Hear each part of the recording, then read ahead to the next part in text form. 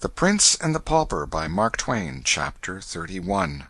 The Recognition Procession. When Tom Canty awoke the next morning, the air was heavy with a thunderous murmur. All the distances were charged with it. It was music to him, for it meant that the English world was out in its strength to give loyal welcome to the great day. Presently Tom found himself once more the chief figure in a wonderful floating pageant on the Thames, for by ancient custom the recognition procession through London must start from the Tower, and he was bound thither. When he arrived there, the sides of the venerable fortress seemed suddenly rent in 1,000 places, and from every rent leapt a red tongue of flame and a white gush of smoke. A deafening explosion followed, which drowned the shoutings of the multitude, and made the ground tremble. The flame jets, the smoke, and the explosions were repeated, over and over again, with marvelous celerity, so that in a few moments the old tower disappeared in the vast fog of its own smoke, all but the very top of the tall pile called the White Tower. This, with its banners, stood out above the dense bank of vapor as a mountain peak projects above a cloud-rack. Tom Canty, splendidly arrayed, mounted a prancing war-steed whose rich trappings almost reached to the ground. His uncle, the Lord Protector Somerset, similarly mounted, took place in his rear.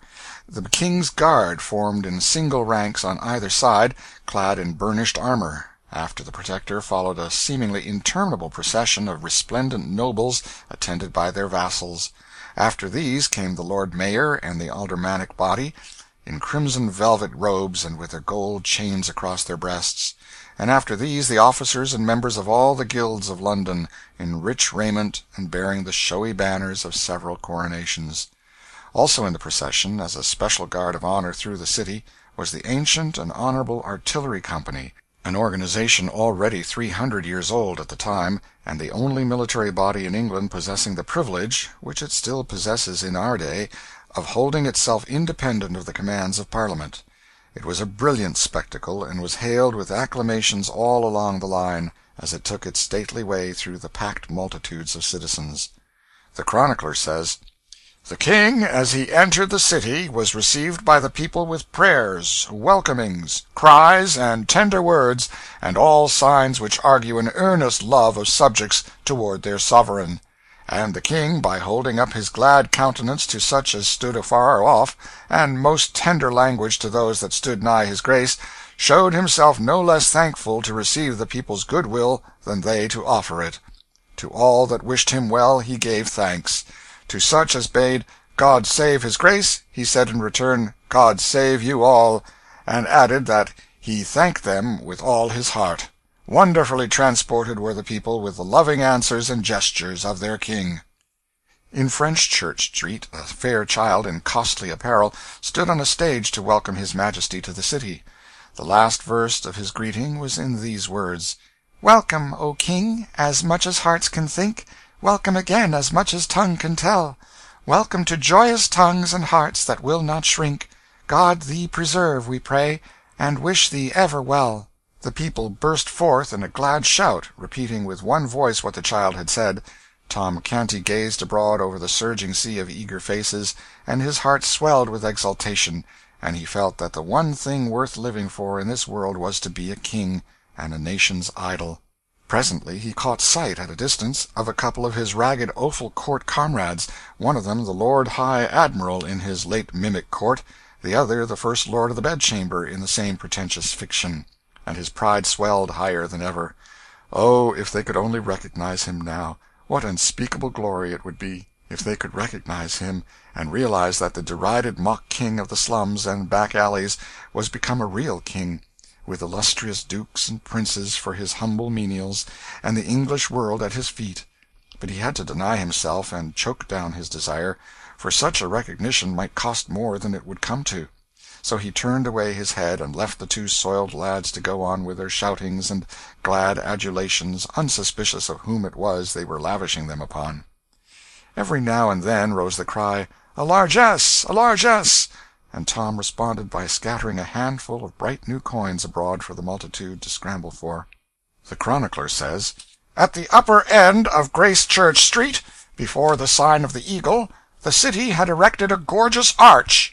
beneath which was a stage, which stretched from one side of the street to the other. This was a historical pageant, representing the king's immediate progenitors. There sat Elizabeth of York, in the midst of an immense white rose, whose petals formed elaborate furbelows around her.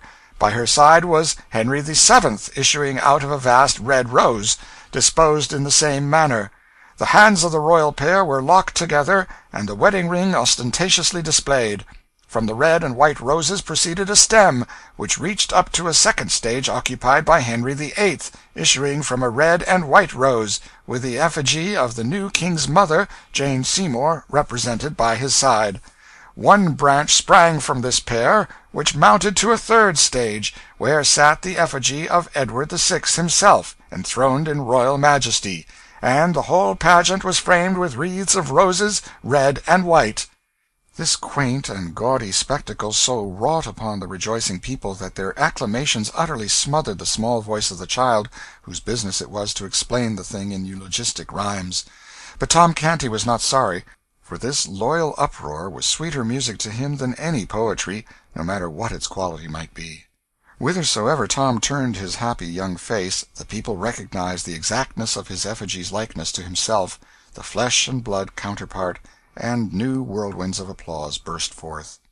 The great pageant moved on, and still on, under one triumphal arch after another, and passed a bewildering succession of spectacular and symbolical tableaux, each of which typified and exalted some virtue or talent or merit of the little king's. Throughout the whole of Cheapside, from every penthouse and window, hung banners and streamers, and the richest carpets, stuffs, and cloth of gold tapestried the streets, specimens of the great wealth of the stores within, and the splendor of this thoroughfare was equaled in the other streets, and in some even surpassed. "And all these wonders and these marvels are to welcome me, murmured Tom Canty.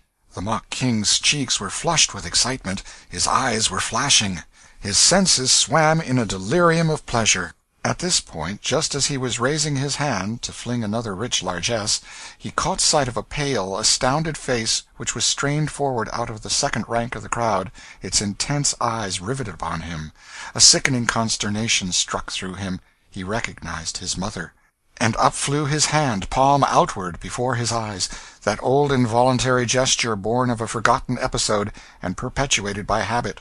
In an instant more she had torn her way out of the press and past the guards, and was at his side. She embraced his leg, she covered it with kisses, she cried, "Oh, my child, my darling!"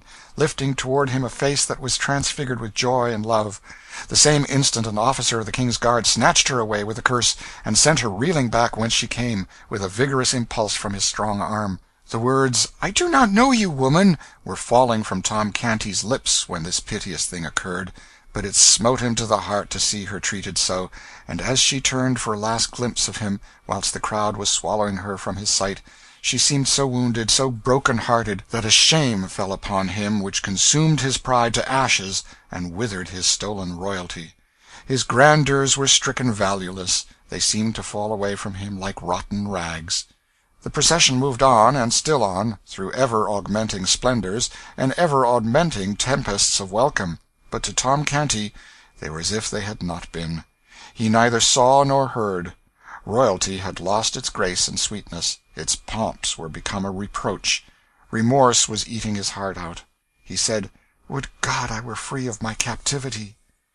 He had unconsciously dropped back into the phraseology of the first days of his compulsory greatness. The shining pageant still went winding like a radiant and interminable serpent down the crooked lanes of the quaint old city, and through the huzzaing hosts. But still the king rode with bowed head and vacant eyes, seeing only his mother's face and that wounded look in it. "Largesse! Largesse!" The cry fell upon an unheeding ear. "Long live Edward of England!" It seemed as if the earth shook with the explosion, but there was no response from the king. He heard it only as one hears the thunder of the surf when it is blown to the ear out of great distance, for it was smothered under another sound which was still nearer, his own breast, in his accusing conscience, a voice which kept repeating those shameful words, "I do not know you, woman." The words smote upon the king's soul as the strokes of a funeral bell smite upon the soul of a surviving friend, when they remind him of secret treacheries suffered at his hands by him that is gone. New glories were unfolded at every turning, new wonders, new marvels sprung into view. The pent clamors of waiting batteries were released, new raptures poured from the throats of the waiting multitudes, but the king gave no sign, and the accusing voice that went moaning through his comfortless breast was all the sound he heard. By and by the gladness in the faces of the populace changed a little, and became touched with a something like solicitude or anxiety. An abatement in the volume of applause was observable, too. The Lord Protector was quick to notice these things. He was as quick to detect the cause. He spurred to the king's side, bent low in his saddle, uncovered, and said, "My liege, it is an ill time for dreaming. The people observe thy downcast head, thy clouded mien, and they take it for an omen. Be advised. Unveil the sun of royalty, and let it shine upon these boding vapors, and disperse them. Lift up thy face, and smile upon the people." So saying, the Duke scattered a handful of coins to right and left, then retired to his place. The mock king did mechanically as he had been bidden. His smile had no heart in it, but few eyes were near enough or sharp enough to detect that. The noddings of his plumed head as he saluted his subjects were full of grace and graciousness.